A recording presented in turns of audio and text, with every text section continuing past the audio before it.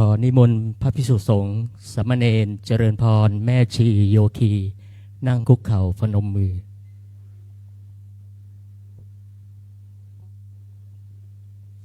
จุดต่อเลยจุดเลยรอเลย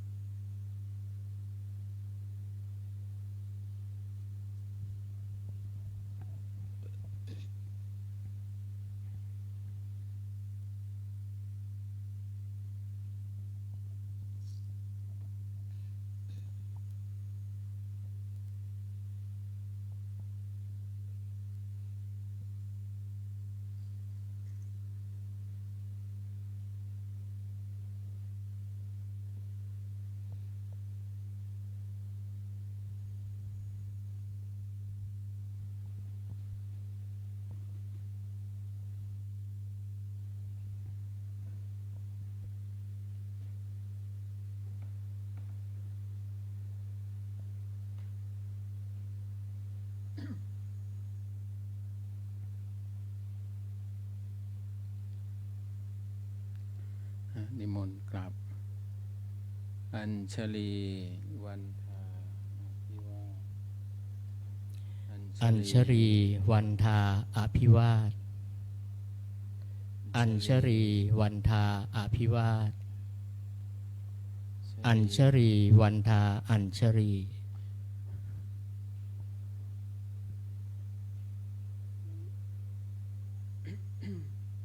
เดี๋ยวกันนะอิมาไหว้พระก่อนไหม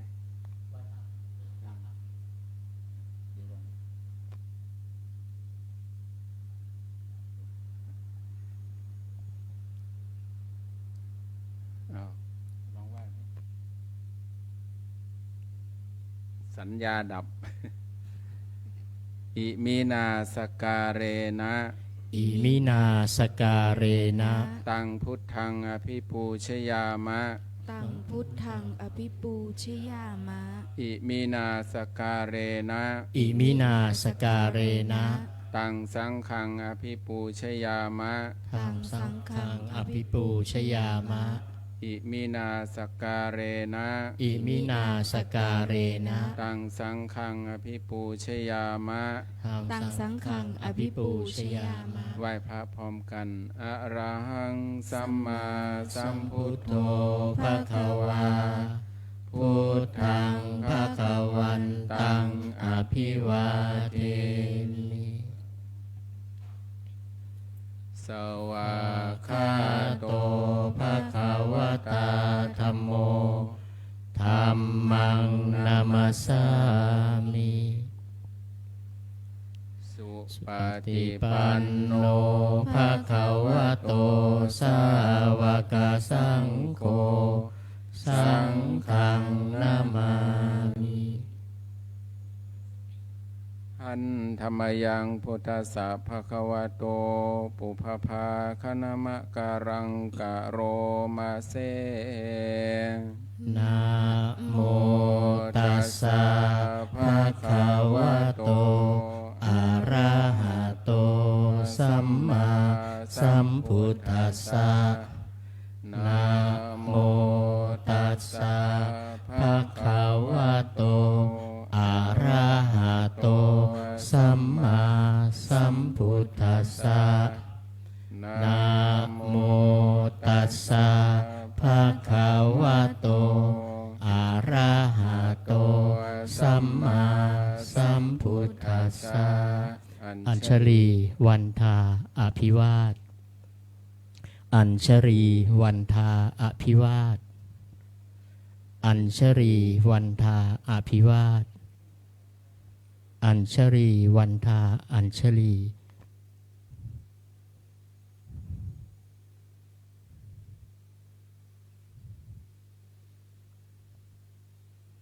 ขอนิมนต์พระภิกษุสงฆ์น้อมกราบพระวิปัสสนาจารย์ท่านพระครูวินัยธรอินจันทร์กันโตภาโส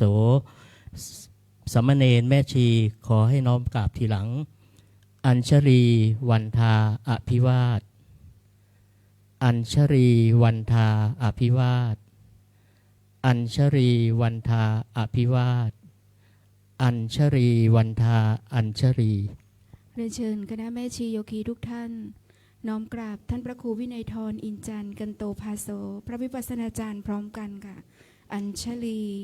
วันทาอภิวาทอัญชลีวันทาอภิวาทอัญชลีวันทาอภิวาทอัญชลีวันทาอัญชลีนั่งท่าสบายเนาะฝนก็ยังปล่อยๆอยู่นะเดี๋ยวเราค่อยไปทำพิธีนะทำพิธีเวียนเทียนวันนี้หลวงพ่อเจ้าวาดท่านไม่อยู่ท่านไปกิจข้างนอกไปปิดธรรมสัญจรที่วัดวังสิงคำแล้วสัญญามันดับเนาะพูดอะไรสงสัยซ้ำไป2 คำสัญญาดับสัญญาไม่เที่ยงสัญญาไม่เที่ยงวันนี้ก็ก่อนอื่นก็ขออนุโมทนาบุญกับพอดีมีพระอาพาธหลวงพ่อสุรพงษ์ท่านไม่สบายไปตรวจสายตาแล้วก็ไปเป็นต้อหินเป็นอะไรสักอย่างนี่แหละแล้วก็ไปโรงพยาบาลตาไปโรงพยาบาลรัฐเขาก็ไม่ได้ทำอะไรให้ต้องรอคิวหรือเปล่าเราก็ไม่รู้ก็เลยไปโรงพยาบาลตาโรงพยาบาลตาที่โรงพยาบาลลานานะเขาเรียกว่าอะไรเซ็นเตอร์สักอย่างเนี่ยตึกสีชมพูนั่นนะ50,000แล้วเขาก็ลดให้เป็นพระลดให้ครึ่งหนึ่งเหลือ25,000พระสงฆ์ก็เลยแต่หลวงพ่อก็บอกว่าแล้วแต่ทางวัดทางกองทุนจะให้เท่าไหร่คุยไปคุยมาพระท่านก็บอกให้ครึ่งหนึ่งแต่งบจริงๆก็ให้5,000เนาะงบจริงๆให้ครั้งละ5,000แต่ครึ่งหนึ่งก็ 12,500 บาทพอดีมีหลวงพี่ท่านมีกุศลศรัทธาร่วมทำบุญอีกครึ่งหนึ่งนะก็อนุโมทนากับท่านพระวินเนาะฐานิสโรเนี่ยท่านได้ทำมา 13,000 บาทเพื่อจะเป็นค่ารักษาพยาบาลให้หลวงพ่อสุรพงษ์ท่านก็สอนพระอภิธรรมสอนท่านจบอภิธรรมมหาเอกแล้วนะแล้วท่านก็สอนอภิธรรมจุลตรีให้กับญาติโยมสามเณรได้มั้งสามเณรได้เรียนเนี่ยถ้าตาไม่ดีมันก็ลำบากเนาะตาไม่ดีลำบากมากเลยมองอะไรก็ไม่เห็นหูไม่ดีตาไม่ดีบางคนบอกถ้ามันจำเป็นนี่หูหนวกกับตาบอดนี่เลือกเอาหูเนาะตายังมองเห็นอยู่หูนี่แต่ถ้ามันดีทั้งสองก็ยิ่งดีไม่ต้องชำรุดนะก็ขออนุโมทนาบุญกับท่านพระวินฐานนิสโรภิกขุที่ได้ทำบุญกับหลวงพ่อก็เราก็เอาเข้ากองทุนนั่นแหละแล้วเราก็เอาเข้าก่อนแล้วค่อยเบิกออกมาเป็นกิจจลักษณะเพราะเดี๋ยวนี้การใช้ปัจจัยใช้เงินเขาก็ให้มีที่มาที่ไปจะได้ตรวจสอบได้จะได้ตรวจสอบได้เอาเข้าไปกองทุนก่อนแล้วก็เบิกออกมาจ่ายให้หลวงพ่อทำบุญช่วยหลวงพ่อไปตามที่มันต้องใช้นะมันต้องใช้ตังค์เนาะเขาบอกพระไม่ต้องจับตังค์โยมเนาะเนี่ยถ้าตาไม่ดีเงี้ยมีใครออกให้บ้างเนาะไอ้คนที่มันพูดมันน่าจะออกให้เนาะออกให้พระเนาะใช่ไหมดูแลพระนะพระไม่สบายพระก็ต้องไม่สบายนะเจ็บไข้ได้ป่วยอย่างเงี้ยถ้าไม่มีใครช่วยไม่มีกองทุน กองทุนส่งอาพาธไว้ก็ไม่มีใครช่วยเรานะคนที่ชอบพูดชอบว่ามันก็ไม่ได้มาช่วยเรานะไม่ได้ช่วย มีแต่ญาติโยมนะศรัทธาที่ทำบุญไว้เนาะก็ได้ช่วย แล้วก็โยมอรวรรณเกียรติศิลป์โยมก็ทำบุญถวายน้ำปะนะทุกวันพระนะเป็นเวลาหลายสิบปีแล้ววันนี้ก็บุญอีกอย่างหนึ่งนำบุญไปให้เนาะเพราะว่าพระทางสำนักงานบ้างท่านได้เก็บมาม่าบ้างนมบ้างเนาะแล้วก็ข้าวหนมที่เราบิณฑบาตเหลือจะพูดว่าเหลือกินก็ว่าได้เนาะก็เลยมันพอมีสัก 4-5 ถุงอยู่ ส่วนที่เหลือนะส่วนที่ไปโรงครัวแล้วก็บอกพระก็เอามานิดหน่อยก็เลยเอาไปให้เด็กกำพร้าที่เขาอยู่ที่เชียงรายอยู่ที่แม่ขจารเด็กมันวันนี้วันเสาร์มันก็ไม่ได้เรียน แต่มันก็มารับกันดีใจกลิ่นเด็กมันยังติดเรามาอยู่นะโอ้กลิ่นเด็กก็เลยเอาไปให้เขามีเด็กอยู่ประมาณ571 คนตั้งแต่อนุบาลเล็กๆจนถึงม.3นะมั้ง500 กว่าตอนนี้ข้าวเปลืองมากอาจารย์เขาว่านะครูใหญ่เขาว่าวันละ4 กระสอบโอ้วันละ4 กระสอบแต่ทางวัดก็ได้เอาหม้อสแตนเลสที่วัดเราไม่ใช้เนาะมันเป็นสแตนเลสที่เอาไปโมดิฟายใหม่ให้โยมเข้าไปทำให้ใหม่หมดไป 50,000ให้มันทำเป็น2 ล็อกหุงทีหนึ่งก็ได้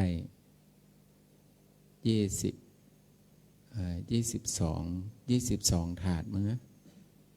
ประมาณนั้น20 กว่าถาดละ5 กิโลเนาะถาดละ5 กิโล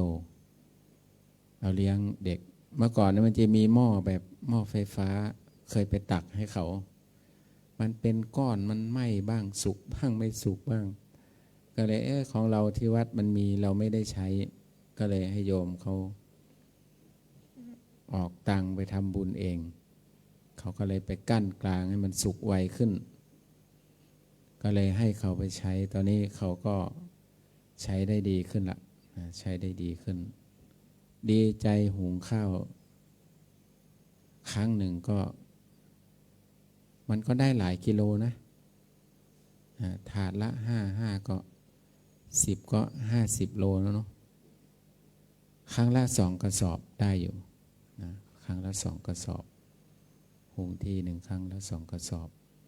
เขาบอกข้าวเปลืองมากวันละ4 กระสอบเคยไปเห็นเด็กเขากินนะเด็กเขาทานเขาตักทีหนึ่งขนาดนี้เลยนะแต่หมดเกลี้ยงหมดนะไม่เหลือ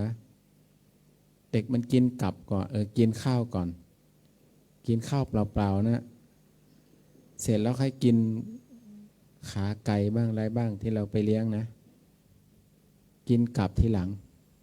กินข้าวก่อนมีอยู่ครั้งหนึ่งโยมเขาเป็นเจ้าภาพเหมาพิซซ่าไปเลี้ยงเด็กพิซซ่ากับขาไก่ปีกไก่อะไรไม่รู้ทอดเขาพออาจารย์ก็บอกว่าข่าวมันรั่วปิดข่าวไม่ได้พอเด็กมันรู้มันนอนไม่หลับนะว่ามันจะได้กิน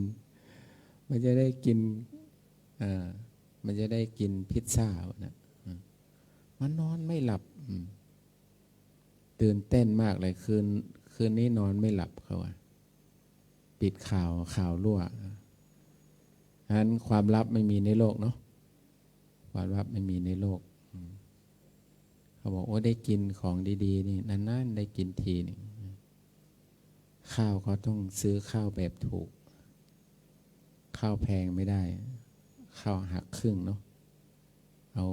หุงให้เด็กจริงๆจมูกข้าวก็อร่อยนะเดี๋ยวนี้เขาญี่ปุ่นเขานิยมเนาะ สมัยก่อนเราเป็นเด็กไปเขาเรียกว่าทางเหนือเขาเรียกว่าผัดหรือว่าไปทำให้มันให้แกลบให้เขาเรียกว่าลำข้าวมันออกไปเขาเรียกข้าวเปียนเนาะเอามาต้มให้หมูกินนะหมูนี่อ้วนพีดีมันเดี๋ยวนี้คนเอามากินเนาะข้าวเปียนทางเหนือเรียกข้าวเปียนภาษาเราเรียกจมูกข้าวมีประโยชน์มากเลยถึงว่าหมูมันอ้วนเนาะเดี๋ยวนี้คนมากินนะเอามาทำเป็นนมบ้างเป็นอะไรบ้างแต่เขาก็ขาดนะขาดเห็นอาจารย์มากระซิบเหมือนกันช่วงนี้หน้าฝนเด็กมันเป็นเขาเรียกอะไรอะที่มันเป็นตุ่มอะตุ่มคันๆนะถ้ามันออกที่รับอะเนาะ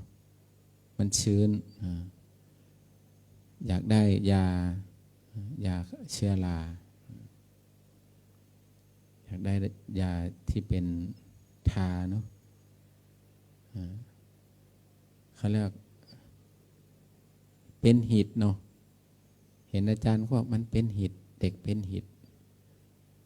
ยามันขาดแคลนขอส่วนกลางยังมาไม่ได้โรงเรียนชีวิตใหม่นะอยู่ที่แม่ขจาร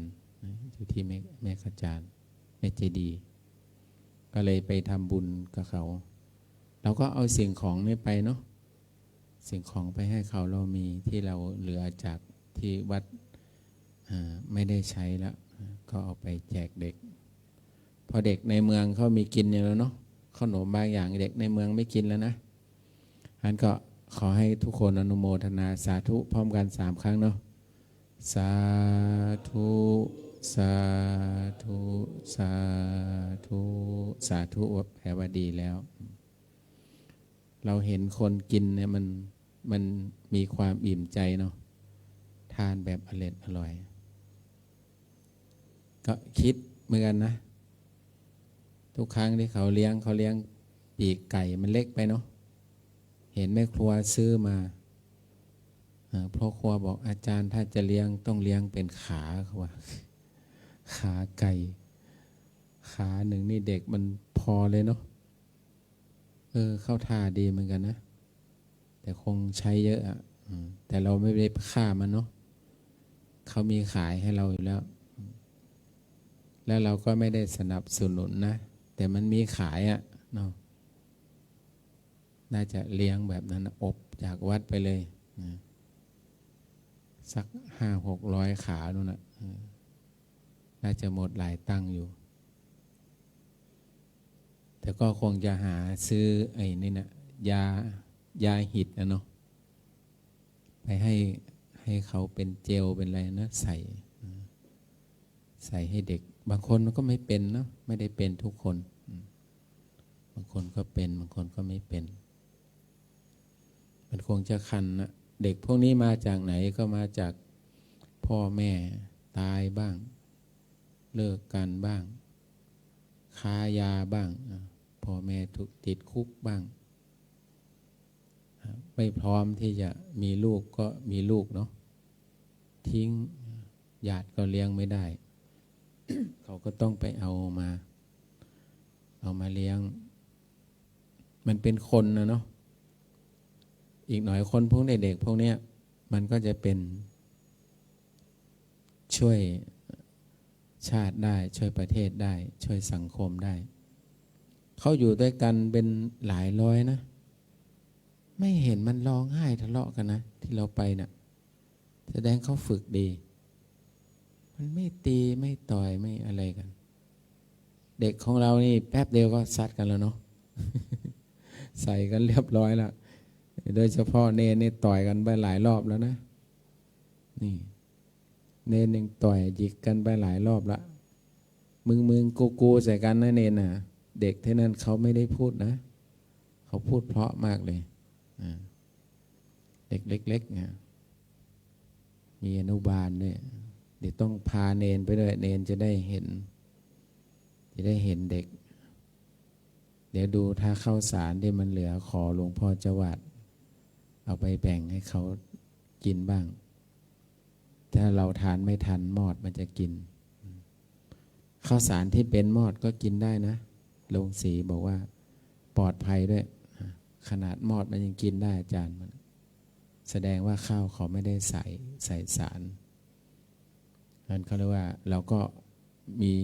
โอกาสได้ทำบุญเนาะทำบุญกับเขาไปเด็กเป็นกำลังอีกแล้วก็เป็นกำลังนะเราก็เห็นเลยนะว่าอ๋อพอมีเรื่องมีราวพวกเขมรมันลากลับบ้านขาดแรงงานนะเดี๋ยวนี้นะเขาต้องประกาศนำเข้าจากศรีลังกาคนไทยไม่อยากทำงานเดี๋ยวนี้ขาดแรงงานเขาก็เสนอเหมือนกันนะมีคนเสนอให้บริษัทห้างร้านรับคนที่เขาเคยต้องคดีได้ไหมให้โอกาสเขาได้ไหมออกมาแล้วมีงานทำหรือว่าคนที่ใกล้จะพ้นโทษเอาไปทำงานได้ไหมเนาะอยู่ในความดูแลของกรมราชทัณฑ์มีคนเสนอนะให้เขามีงานทำนะถ้าเขามีงานทำเขาก็ไม่ไป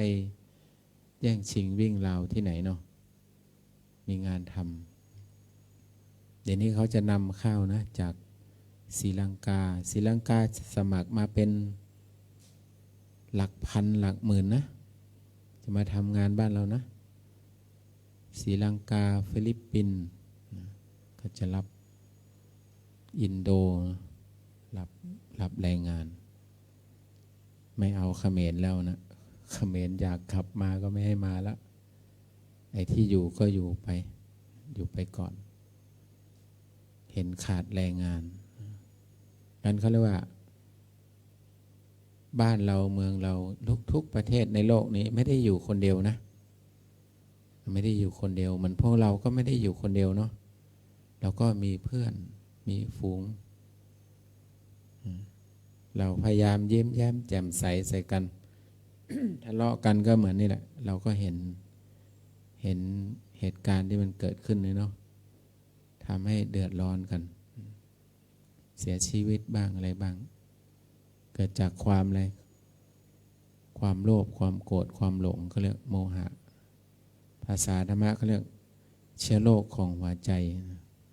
เชื้อโรคของหัวใจมี3 ตัวเป็นแม่เขานะ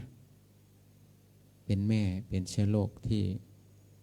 สามารถฆ่าคนได้ฆ่าตัวเองยังได้เนาะฆ่าตัวเองก็ได้แล้วก็ฆ่าคนอื่นได้ด้วยเพราะว่ามันเป็นเชื้อโรคของหัวใจโลภโกรธหลงนะเขาแล้วเป็นความหลงนี่เป็นแม่ของความอยากเป็นแม่ของความโกรธถ้าเรารู้ว่าโกรธไม่ดีเราก็ไม่โกรธแต่พอเรามีความหลงอยู่ในตัวเราก็เลยโกรธเราก็เลยโลภอยากได้ของเขาก็เลยเกิดเรื่องเกิดราวขึ้นมาเนี่ยเขาเรียกว่าสาเหตุมันเกิดจากกิเลสนะกิเลสที่มันเกิดขึ้นกิเลสหรือทิฏฐิเนาะทิฏฐิมานะถึงเขาต้องบอกโยคีบ่อยๆนะถ้าได้ไปรับกรรมฐานโยคีไปที่ไหนอย่าไปพกอิฐกับพกฤทธิ์อิฐก็อิจฉาริษยาเนาะพกอิฐไปไหนไม่สบายไม่เป็นทุกข์นะพกอิฐอิจฉาพกฤทธิ์กับริษยาเนาะริษยาบางครั้งมันแก้ยากมากนะเพราะว่ามันอยู่ในใจของเราความไม่ยอมเนาะความไม่ยอมนี่มันลำบากบอกว่าปล่อยวางบ้างมันพูดง่ายนะอาจารย์มันปล่อยว่ายากมันจริงเลยเนาะปล่อยยากเหมือนกันแต่เราก็ต้องพยายามนะพยายามต้องใช้ความพยายามมากแต่ถ้าเราทำได้มันก็ดีแต่ถ้าเราทำไม่ได้ก็พยายามหลีกเลี่ยงไม่ไปชนกับเขาไม่ไปใกล้เขา ถ้าเราไม่ใกล้เขามันก็ไม่เป็นไรฉะนั้นอย่างที่บอกทิฏฐิความเห็นผิดเนี่ยมันแก้ยากแก้ลำบากเหมือนอย่างที่เคยเล่าวันงานศพมาเนาะพระเจ้าปายาสินะท่านก็มีทิฏฐิมีความเห็นผิดนะเจอใครก็ถามนักบวชไหนก็ถามแต่พอมาเจอพระกุมารกัสสปะท่านก็ถามหลายเรื่องด้วยแต่จริงสุดท้ายท่านก็สรุปว่าโยมเข้าใจโยมยอมศีลีลาภตั้งแต่ปัญหาข้อที่หนึ่งที่ข้อที่สองแล้วแต่ความสงสัยนะอยากถามต่อถามไปเรื่อยๆเรื่องท่านก็ตอบพระท่านก็ยกคำตอบมาให้เรื่อยๆจนบอกว่าทิฏฐิต้องละนะพระท่านบอกมันไม่เป็นประโยชน์มันจะพาไปสู่อบายจนถึงสุดท้ายก็ยอมบอกจริงๆโยมรู้ตั้งแต่แรกแล้วโยมศรัทธาตั้งแต่ข้อแรกแล้วแต่ที่ถามเพราะว่าให้มันคลายความสงสัยเพราะว่าพระสงฆ์นิกรมาด้วยเนาะมาฟังด้วยไงคนอื่นฟังก็จะได้หายสงสัยนะที่ว่าตายแล้วโลกหน้าไม่มีทำดีหรือว่าสัตว์ที่เกิดเป็นโอปปาติกะไม่มีทำความดีทำความชั่วไม่มีผลเนี่ยท่านมีความเห็นทิฏฐิมีทิฏฐิอย่างนั้นโลกหน้าไม่มีโลกหน้าก็ถามท่านมีถามเรื่องดวงอาทิตย์นะพระท่านย้อนถามเนาะดวงจันทร์ดวงอาทิตย์เนี่ยเป็นโลกนี้หรือโลกหน้าอยู่ที่ไหน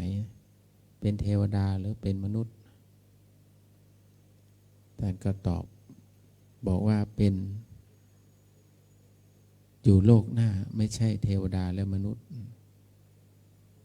ก็แสดงว่ามีโลกหน้าสิยังไม่ละทิฏฐินะถามต่อไปอีกเรื่องที่มันเก็ตเรื่องแรกก็คือที่บอกว่าสั่งไว้เลยถ้าคนอะไรว่าบริวารบ้างญาติบ้างข้าทาสบริพารที่ว่าทำไม่ดีเนาะฆ่าสัตว์ลักทรัพย์ประพฤติผิดในกามก็บอกว่าถ้าพวกเธอตายนะตกนรกให้กลับมาบอกฉันด้วยนะแต่พอเขาตายไปเขาก็ไม่เห็นมาบอกโยมนะไม่เห็นมาบอกโยมสักคนว่าไปตกระกรรมลำบากเนาะทำไม่ดีแล้วตกนรกมันก็มีความสงสัยนะเมื่อไม่กี่เดือนที่แล้วเลยเนาะที่อาจารย์อะไรเบียร์กำลังดังๆเนาะมีคนถามกันนะเด็กถามนะว่าเขาตายแล้วก็มาเห็นมาบอกเลยอย่างว่านี้อาจารย์เบียร์มึงขึ้นกูใช่เนาะอาจารย์เบียร์นะที่เขาดังๆนะออกธรรมะ3ตอบนะแต่เขาถามเขาตอบกันยังไงจำไม่ได้ถามเด็กมันก็ถามมันไม่เชื่อพอตายแล้วไม่เห็นใครมาบอกเราก็บอกว่ามันมีในพระไตรปิฎกไปหาอ่านได้นะโยมเนาะพระไตรปิฎกสุตตันตปิฎกของมหาจุฬานี่เล่มที่10นะเล่มที่10เป็นพระสูตรที่10เลยมั้งถ้าพระสูตรที่9เป็นมหาสติปัฏฐานสูตรเล่มที่10ไปดูได้ที่เดี๋ยวนี้มันจะมีในเน็ตอยู่แล้วเนาะในมือถือเราอยู่แล้วไปค้นหารายละเอียดแต่ก็ไม่มีใครมาบอกนะแต่พระท่านก็เอามาย้ำอีกทีหนึ่งเนาะพระท่านก็บอกพระมหากุมารกัสสปะท่านก็ตอบว่าเหมือนบุรุษที่เขาจับมาแล้วเนาะจับมาแล้วเนี่ยเขาเรียกว่าเขาว่าให้พระราชาบ้าง รามาสพระราชาทำความผิดเนี่ยเขาเรียกว่าถูกจะประหารชีวิตแล้วเนี่ยให้เพชฌฆาตประหารชีวิตแล้วขออนุญาตเพชฌฆาตหรือขอพระราชาว่าก่อนที่จะถูกประหารเนี่ยขอให้กลับบ้านไปลาพ่อแม่ญาติพี่น้องเนาะไปบอกลาสามีภรรยาตัวเองเนี่ยได้ไหมพระราชาบอกไม่ได้เพชฌฆาตก็ไม่อนุญาตพระราชาก็ไม่อนุญาตก็เหมือนกันคนที่ตกนรกก็ไม่สามารถจะมาบอกเราได้กลับขึ้นมาบอกเราเนาะมาบอกว่าฉันตกละกรรมลำบากก็มาไม่ได้เข้าใจข้อหนึ่งนี้เข้าใจแล้วนะข้อสองก็ถามอีกคนทำความดีรักษาศีลไม่ผิดศีลผิดธรรมนะไม่เบียดเบียนคนถ้าคุณตายไปสู่สุคติโลกสวรรค์ก็มาบอกฉันด้วยนะก็ไม่เห็นเขามานะเขาก็ว่าก็เหมือนบุรุษในตำราบอกว่าบุรุษเปรียบเทียบอุปมาอุปไมยบุรุษที่ตกหลุมคูดเนาะหลุมซ่วมเนาะจนมิดหัวนะช่วยเหลือขึ้นมาเอาอาบน้ำอาบท่าใส่แป้งใส่น้ำหอมเนาะเปลี่ยนเสื้อผ้าอย่างดีถามพระราชาว่าแล้วเขาจะลงไปในบ่อนั้นไหมพระราชาก็บอกไม่ลงมาลงแล้วเป็นไปไม่ได้จะลงไปอีกท่านก็บอกว่าเหมือนกันที่พระคนที่เป็นเทวดาเขาก็ไม่ลงมาบอกเราแล้วเทวดาเขาบอกว่าเมืองมนุษย์เป็นเมืองที่สกปรกมีกลิ่นเหม็นมากเขาว่างั้นนะเทวดาว่านะอาตมาไม่ได้ว่านะโยมเราเหม็นไหมตัวเองเหม็นไหมถามมาดูกันแล้วกันไม่อาบน้ำสัก3 วันเลย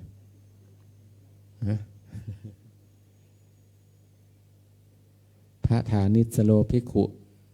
ได้อธิษฐานจิตหรือยัง3 คืนนะเหม็นไหมเนี่ยเขาที่ว่าลำเปิงสอนให้เราเห็นของจริงนะไม่ให้อาบน้ำไม่ให้ล้างหน้าไม่ให้แปรงฟันถ้าเข้ากับอาตมานะไม่ให้อาบน้ำไม่ให้ล้างหน้าไม่ให้แปรงฟันไม่ให้เปลี่ยนเสื้อผ้าแล้วไม่ต้องเกรงใจอาตมาว่าจะเหม็นนะอาตมากำหนดได้ชุบตาได้โยมก็บอกแล้วฐานอื่นเขายังล้างหน้าแปรงฟันได้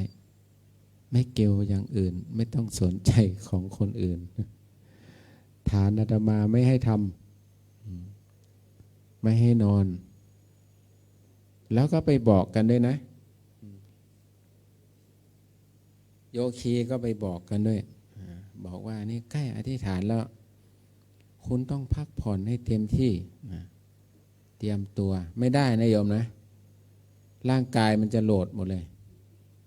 โหลดไปเป็นเสร็จเลยนะมันไม่ต่อเนื่องห้ามเด็ดขาดเนาะมันเหมือนรถเราจะขึ้นเขามันจะพ้นแล้วอ่ะขึ้นแก1แก2อ่ะเราไปเปลี่ยนเป็นแก4นี่เจ๊งเลยนะรถบรรทุกหนักมันขึ้นไม่ไหวอย่าไปบอกกันทำอย่างนั้นนะเสร็จเลยร่างกายมันโหลดมาเหมือนเดิมหมดเลยมันกำลังจะพ้นอยู่แล้วอินทรีย์แก่กล้าอยู่แล้วเราไป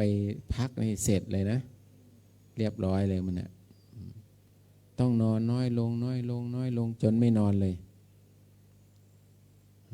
คำว่านอน4 ชั่วโมง3 ชั่วโมง2 ชั่วโมงไม่นอนเลยแต่โยมก็สงสัยนะท่านเคยทำหรือยังทำมาหลายรอบแล้วถ้าไม่ทำมันจะสอนได้ยังไงทำหลายครั้งแล้ว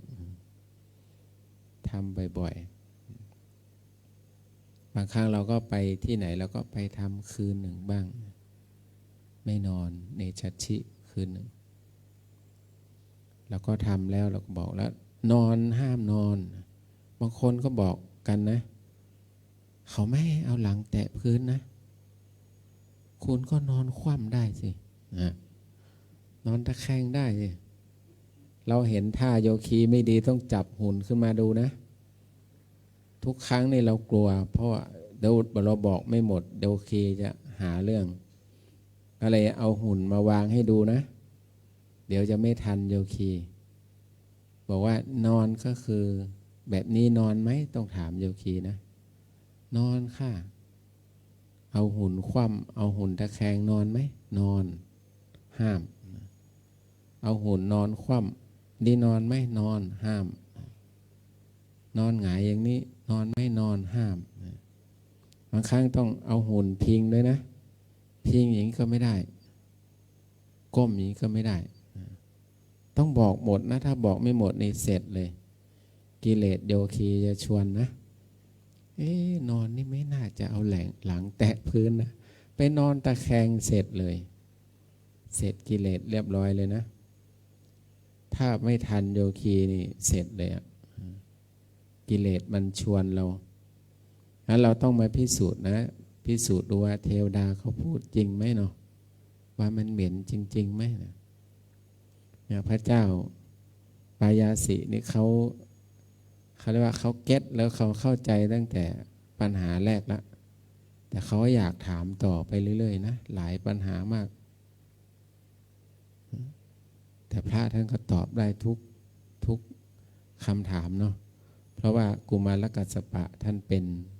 พระอรหันต์มาตั้งแต่เด็กนะเป็นพระอรหันต์มาตั้งแต่เด็กเทศได้สามารถทำแก้ไขปัญหาคนได้นะเขาเรียกว่ามีเหมือนกันนะที่ตายแล้วไปไหนเนี่ยเดี๋ยว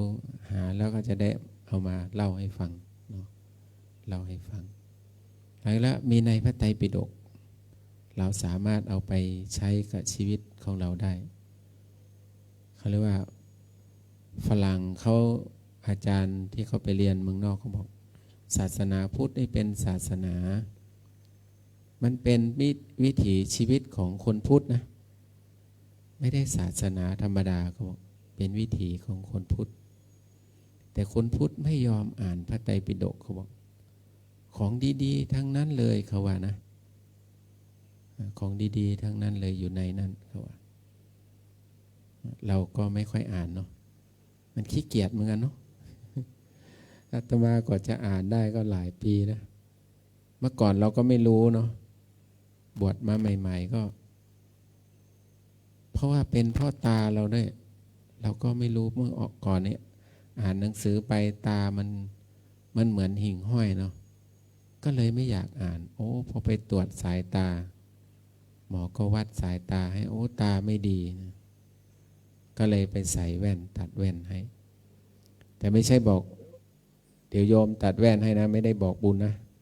คุยให้ฟังเฉยๆนะ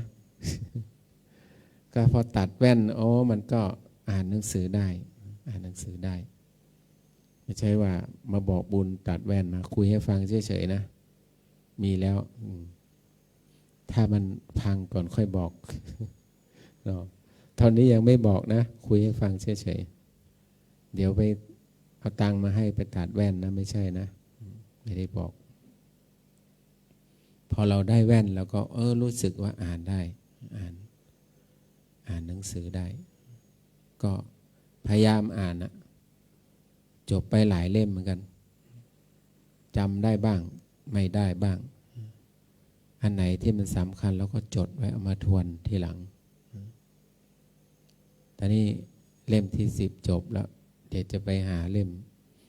มใหม่มาอ่านอีกหาเล่ม14ตอนนี้มีละ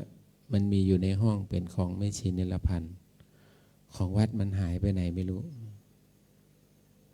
อ่านเล่ม15จบแล้วหาเล่ม14ไม่เจอหาไปหามามันอยู่ในห้องสำนักงานก็ค่อยๆอ่านไปนะอ่านเล่นๆไปอย่างนั้นนะอยู่เฉยๆดีกว่าอยู่เฉยๆเนาะดีกว่าไปอ่านการ์ตูนอ่านการ์ตูนบ้างอ่านเรื่องนู้นเรื่องนี้เรื่องที่มันโรคสมองเราก็ดูบ้างอยู่นะดูข่าวอยู่นะคนที่ป้อนข่าวให้ก็ต้องขอบคุณท่านชื่อเต็มท่านก็ท่านสุพรชัยท่านมีข่าวอะไรท่านก็จะเปิดให้ดูที่สำนักงาน แล้วก็ได้ฟังได้แต่อาตมาในห้องไม่ได้เอาไปด้วยเอาไปเดี๋ยวเราเป็นทาสมันเองเนาะแล้วก็ตกเป็นทาสมันเป็นทาสสื่อเดี๋ยวเราก็อยู่แต่หน้าจอเป็นทาสสื่ออีกนะพยายามจะไม่ตกเป็นทาสของเขาเยอะเกินไปไม่งั้นเราจะฟุ้งซ่านจะไม่เป็นตัวของตัวเอง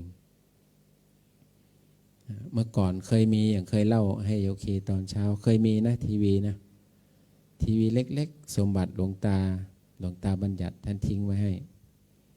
เช้ามาแล้วก็เปิดดูข่าวเย็นมาก็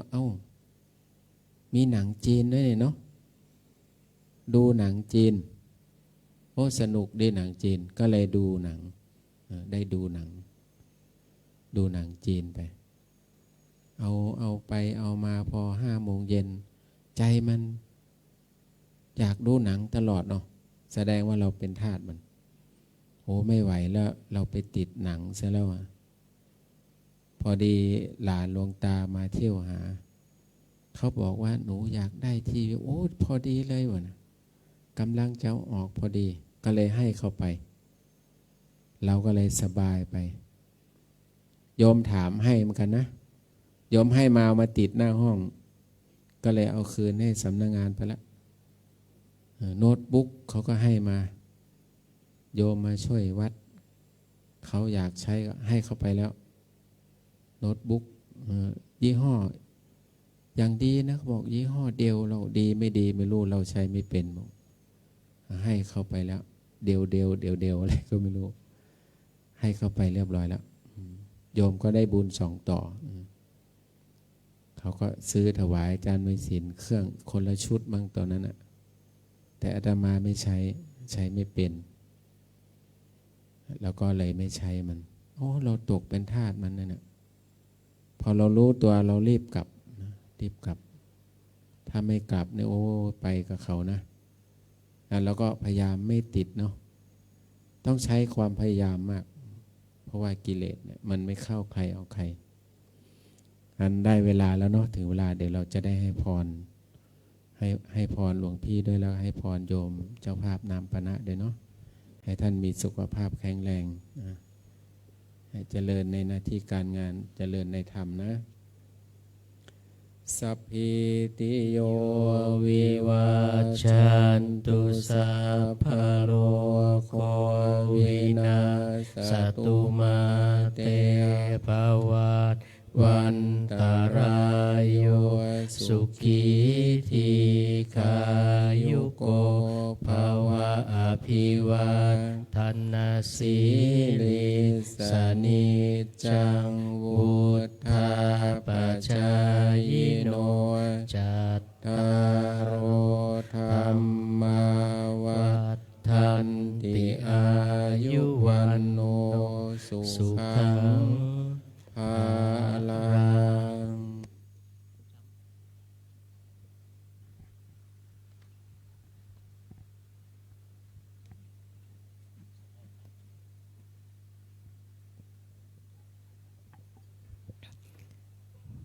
ขอนิมนต์พระภิกษุสงฆ์สามเณรเจริญพรแม่ชีโยคีนั่งคุกเข่าพนมมือด้วยดอกไม้ธูปเทียน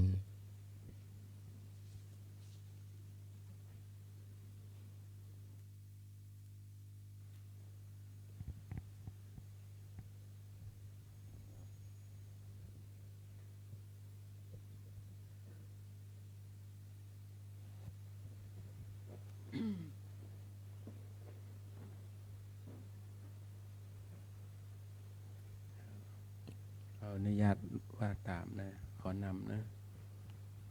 ยะมัมหาโขยะมังหักโขมะยังภะคะวันตังภะคะวันตังสารนังคตาสารนังคตาเราเป็นผู้ถึงซึ่งพระผู้มีพระภาคเจ้าพระผู้มีพระภาคเจ้าพระองค์ใดว่าเป็นสา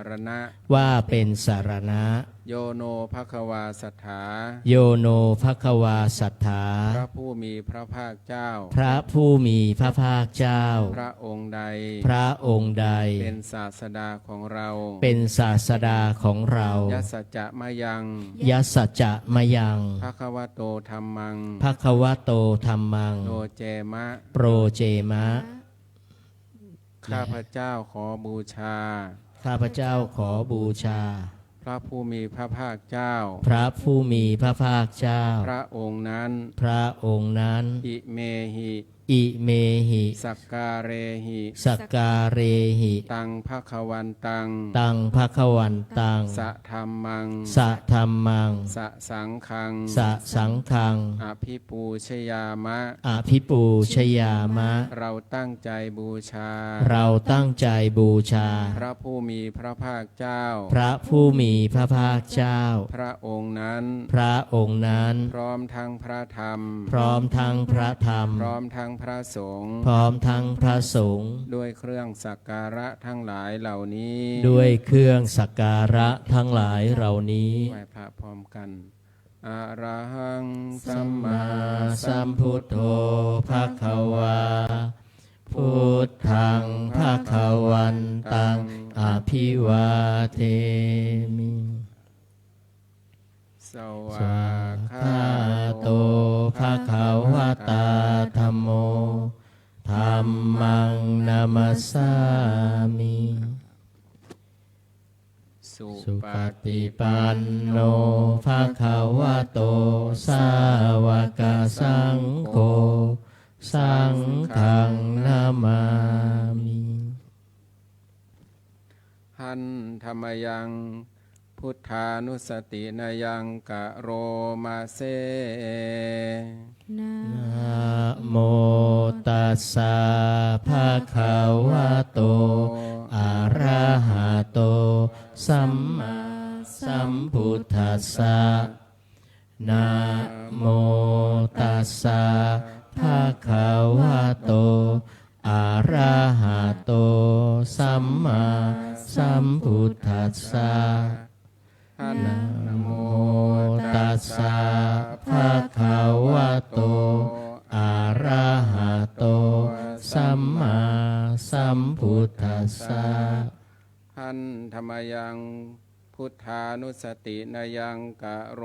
มาเซ อิติปิโสภะคะวา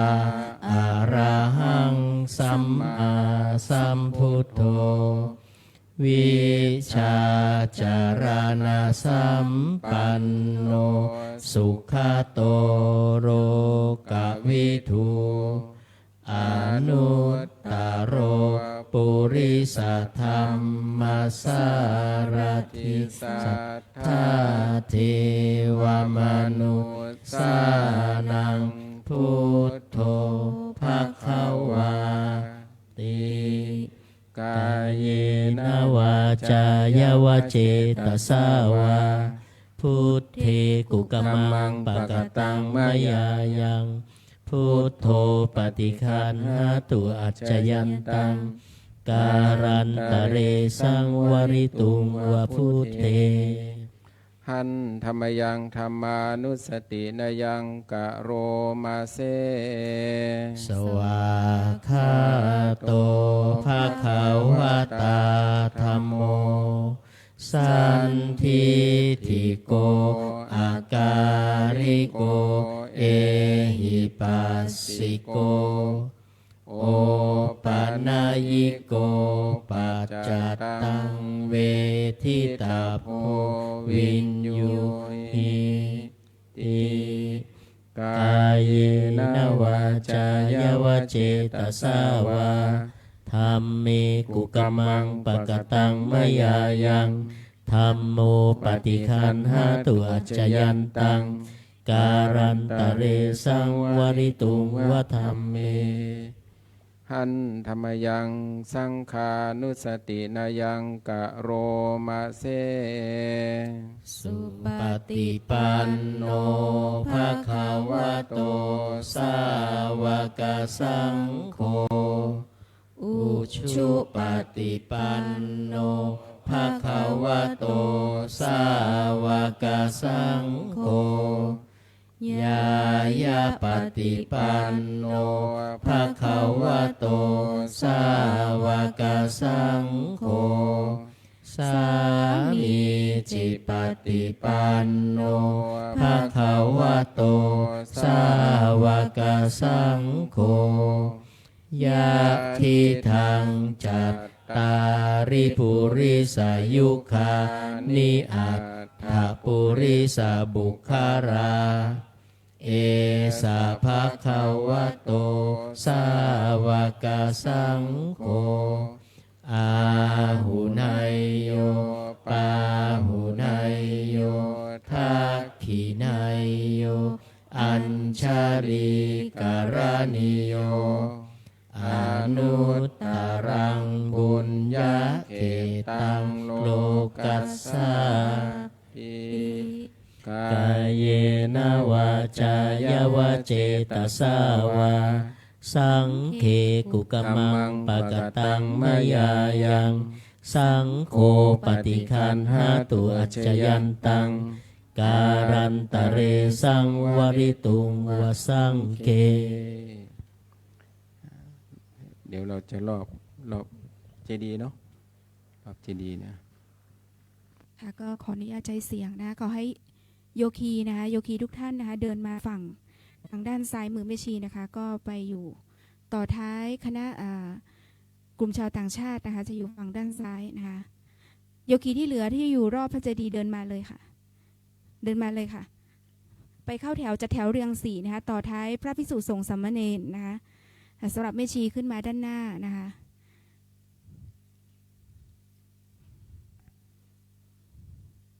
สำหรับโยคีทุกท่านก็จัดแถวนะเรียง4เว้นระยะห่างด้วยนะคะ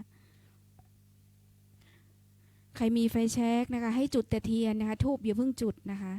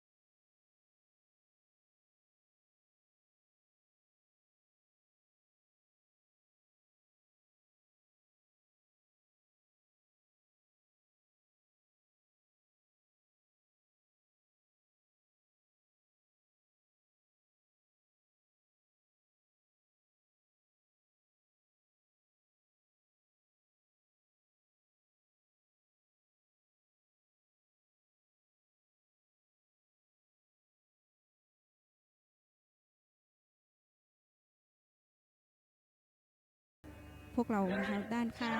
ทางขึ้นนะคะทางขึ้นพระเจดีย์นะคะสำหรับใครที่อธิษฐานเสร็จแล้วนะให้กลับนั่งที่เดิมนะคะอย่าเพิ่งขึ้นห้องวันนี้เอาบุญภาวนาก่อนนะคะพระอาจารย์ท่านก็จะนำพวกเราเจริญจิตตภาวนาสักครู่หนึ่งแล้วก็จะได้แผ่เมตตาพร้อมกันนะคะ